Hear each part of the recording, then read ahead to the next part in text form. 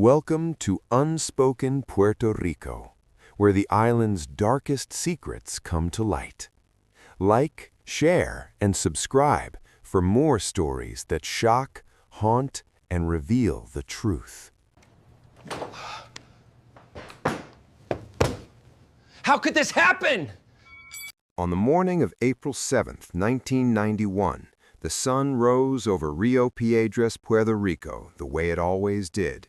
Quietly, without warning, unaware of the history about to unfold beneath it. Inside the concrete walls of the Rio Piedras State Penitentiary, guards began their Sunday shifts, moving through familiar routines shaped by repetition and fatigue. Inmates stirred, lined up, talked softly, and waited for another day to pass. Nothing about the morning suggested it would end in chaos. At first, the sound was faint, a distant mechanical hum that blended easily into the background noise of San Juan waking up. A few inmates glanced upward. Helicopters were not uncommon in the city. News crews, police patrols, tourist flights, none of that raised alarm. But this sound didn't fade. It grew louder, heavier, intentional. Guards paused, heads tilted skyward. The hum transformed into a roar that echoed off concrete walls and metal fencing.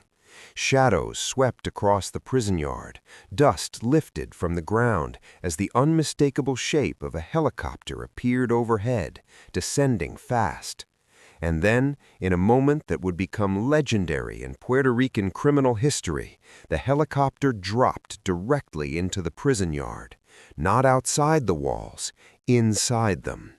Rotor blades whipped the air violently, sending debris flying. Guards shouted orders no one could hear. Inmates scattered in panic or froze in disbelief. For several seconds, the yard was pure confusion. And then, 3 men ran. They didn't hesitate. They didn't look back. They moved with certainty, the kind that only comes from months of planning and the knowledge that this moment may never come again. Their names were William Floyd Lane, Lazaro Díaz Fernández, and Fernando Montañez Bultrón. William Lane was an American from Texas, serving time on drug trafficking charges. Lazaro Díaz Fernández, originally from Cuba, was deeply connected to organized crime networks. Fernando Montañez Bultrón, a Puerto Rican national, had also been convicted on drug-related offenses. All 3 were considered dangerous, influential, and well-connected, men with long sentences and little hope of release. For them, prison wasn't punishment, it was a dead end. So they planned. Long before the helicopter ever appeared, they had studied the prison's rhythms, guard shifts, yard schedules, moments of distraction. They understood the system because they lived inside it every day. And beyond the prison walls, others were listening, coordinating, arranging, preparing something no one inside the penitentiary believed possible: an escape through the air. The helicopter used in the escape had been stolen days earlier. Authorities later confirmed it wasn't a crime of opportunity. It was calculated, deliberate, and clean. The aircraft wasn't damaged, it wasn't abandoned. It was acquired for a single purpose. The pilot, whose identity was never fully disclosed publicly, later claimed he had been coerced into participating. Whether by threat, money, or both, he flew low across the city, choosing a route that minimized visibility and avoided attention. There were no alarms at the prison capable of detecting an incoming aircraft, no radar, no response plan. The prison was prepared for riots, tunnels, and escape attempts on foot. It was not prepared for the sky.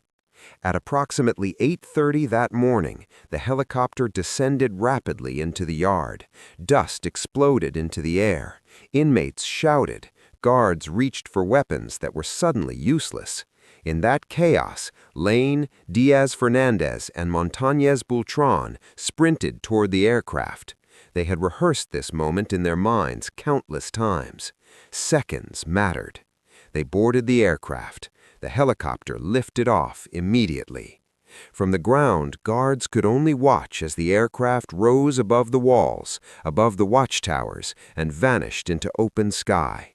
In less than a minute, the Rio Piedras State Penitentiary had been defeated, not by force, not by violence, but by planning and audacity. La Gran Fuga had just occurred. Within minutes, the prison was locked down. Sirens wailed, radios crackled with confusion. Officials scrambled to understand what had happened, and then the news broke. 3 inmates had escaped by helicopter. Across Puerto Rico, disbelief turned into outrage. Radio stations interrupted programming. Television crews rushed to the scene. Newspapers ran headlines that used words like unprecedented, humiliating, and catastrophic. The public asked the same question over and over again. How was this possible? Almost immediately, the search began. Police established roadblocks, airports were monitored, helicopter sightings were reported and investigated.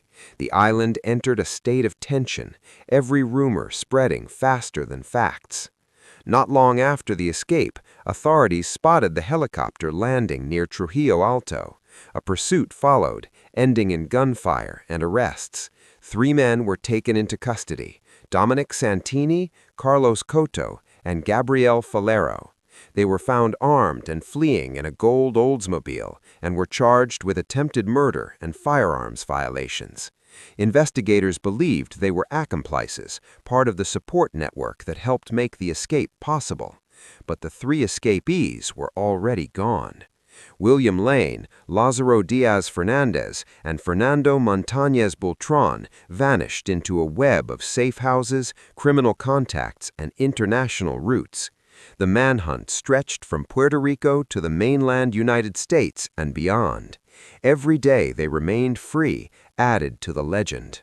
Behind closed doors, investigations intensified. Officials questioned guards, examined procedures, searched for signs of inside help. While no definitive proof of internal corruption was publicly confirmed, the escape exposed systemic negligence, outdated infrastructure, poor oversight, and a dangerous lack of imagination. The prison system never believed something like this could happen. That belief had been wrong. Months later, William Lane was captured in Medellin, Colombia, and returned to Puerto Rico to face additional charges. His arrest confirmed what many suspected: the escape had international dimensions. Lazaro Díaz Fernández was also eventually captured in Colombia. Their extraditions marked partial victories for authorities, but the damage had already been done. For a time, Fernando Montañez Bultrón remained at large, becoming the most elusive figure in the story. His continued freedom fueled speculation, rumors, and fear. Even after later developments, his role in La Gran Fuga remained one of the most talked-about chapters in Puerto Rican criminal lore. Public pressure forced change. Government committees launched inquiries. Prison officials resigned or were reassigned. New regulations were introduced, including protocols that allowed authorities to respond aggressively to aerial threats. For the first time, the sky became part of prison security planning. La Gran Fuga reshaped how Puerto Rico thought about incarceration. It wasn't just an escape, it was a humiliation, a warning, a lesson written in rotor blades and concrete. Decades later, the story still resonates. It's discussed in criminology courses, documented in books and news archives, recounted in hushed tones in prison yards and neighborhoods alike. Not because people celebrate the crime, but because the escape shattered assumptions. It proved that the strongest walls mean nothing if the system behind them stops questioning its own limits. On that April morning in 1991, the Rio Piedras State Penitentiary learned a brutal truth. History doesn't always break out through tunnels or riots. Sometimes it arrives from above, loud, unexpected, and unstoppable. And once it lifts off, there's no taking it back.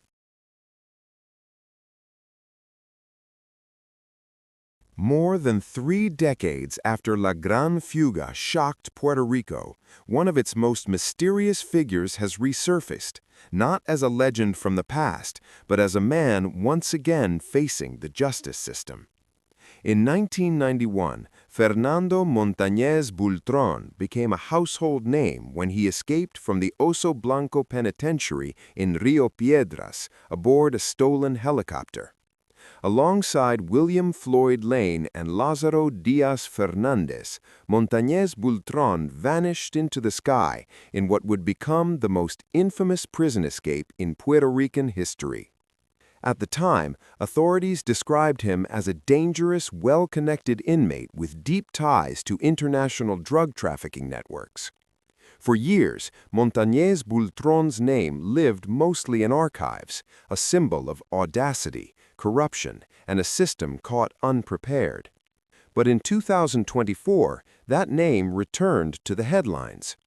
Federal authorities arrested Fernando Montañez Bultrón, now 79 years old, identifying him as a person of interest in a new criminal investigation.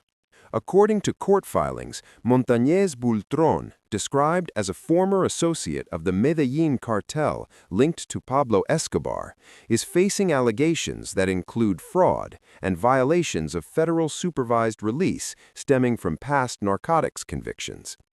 He has also been connected by prosecutors to a violent double homicide case under active investigation. The arrest stunned many who remembered the 1991 escape. For younger generations, it revealed something unsettling.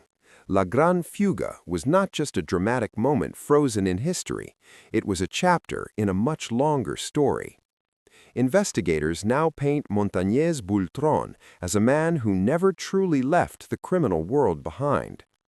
Despite decades passing since the helicopter lifted off from Oso Blanco, the same networks, the same shadowy connections, and the same unresolved questions appear to have followed him into old age.